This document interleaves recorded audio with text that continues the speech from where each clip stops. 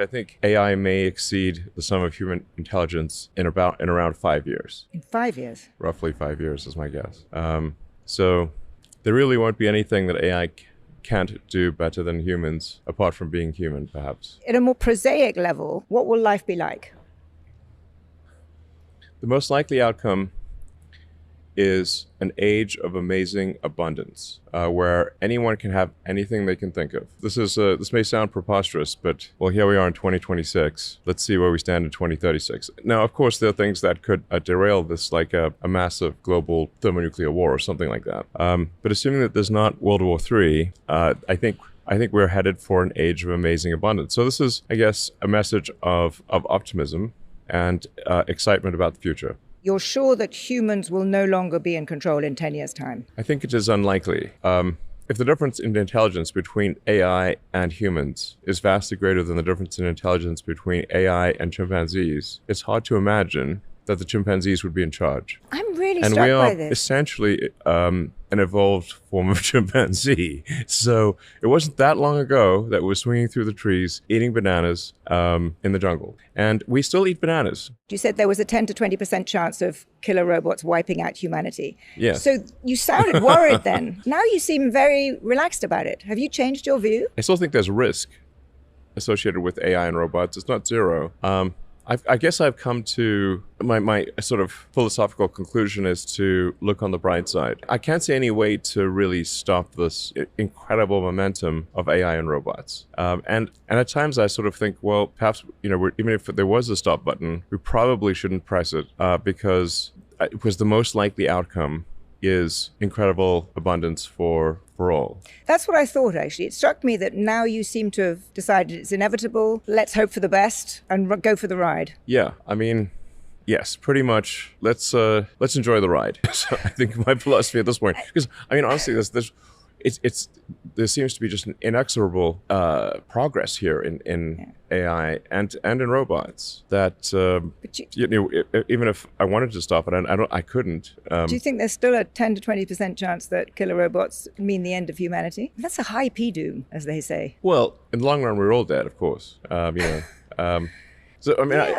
mean, according to the standard model of physics, the end of the universe is a long, boring, sort of thin gray soup of gradual cooling. I mean, it's sort of the heat death of the universe is called. So now if the heat death of the universe is in fact the outcome for our reality, then it really is all about the journey. Because the destination is terrible. Yeah, but 10 years is not very... yeah, I get that, but that could be a long way ahead. Very long way. And you're basically saying... Very long way. If it's 10 to 20% in 10 years, would you go into one of your rockets if you thought there was a 10 to 20% chance of it blowing up and killing you? Yes, but let's say you can't do anything about it. Okay. I guess the only thing we can try to do is minimize the probability of the bad outcome.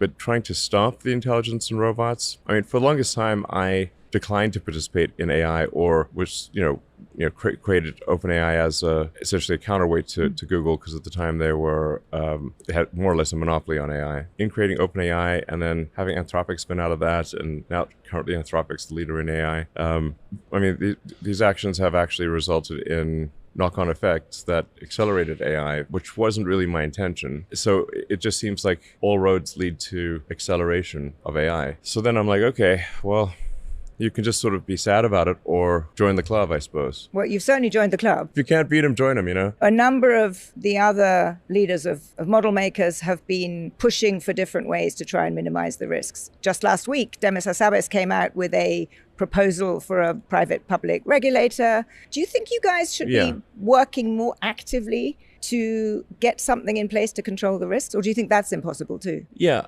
my recommendation to Demis, because I talked to him for a few hours before he published his piece, was that the most immediate thing that we could do is to have the leading AI companies at least just meet. We'll have some sort of call once every few weeks and just discuss any safety and security issues. But why haven't you done that yet? I mean, you don't all like each other very much. I mean, you're also all competing, right? You all want to be first. Yes, but that's where I think the competitors can keep each other honest. So meaning like if I think it's quite difficult for someone in the government who doesn't have a deep technical understanding and isn't driving the frontier of AI to know whether something should be released or not. However, the competitors, I think, can, if given sort of a week or two to review a new model, can highlight issues and have an incentive to keep all the competitors have an incentive to keep the others honest. So you'd have a system where the model makers would check each other's work. If there was something that worried them, you'd tell the government. Yeah. The government would then think.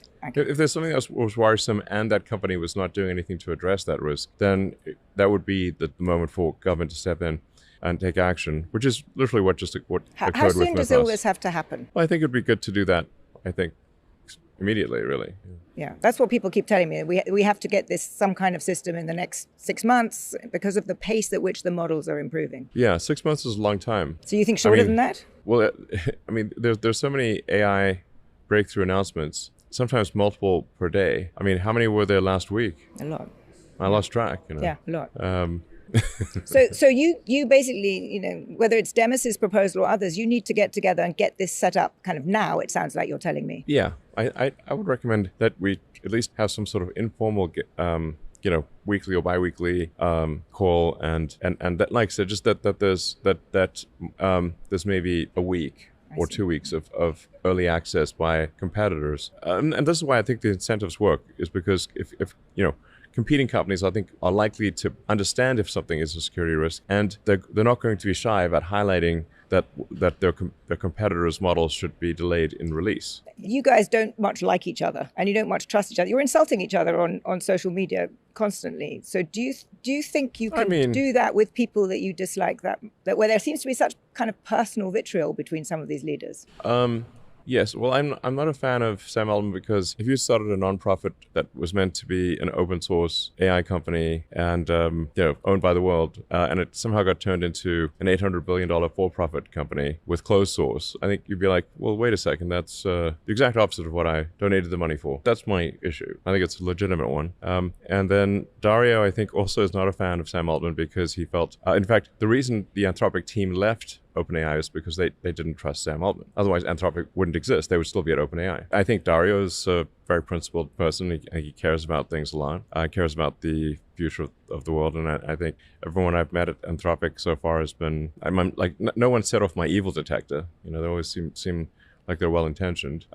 And the road to hell is, I think, mostly paved with bad intentions. There are a few well-intentioned paving stones in there, so we don't want to be complacent. But at the end of the day, if we have to talk, we'll talk. I mean, set aside our personal differences for the good of the world type of thing.